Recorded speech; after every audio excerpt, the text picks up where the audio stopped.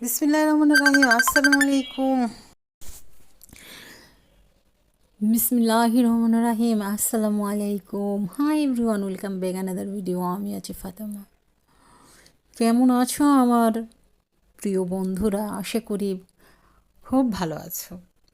এখানে আমি মুরগির মাংসটা কিভাবে রান্না করলাম সেটাই তোমাদের সাথে শেয়ার করবো। এখানে বড় বড় দুটি মুরগি, আশা করি অনেক ভালো লাগবে আর খেতে অনেক টেস্টি হয়েছে।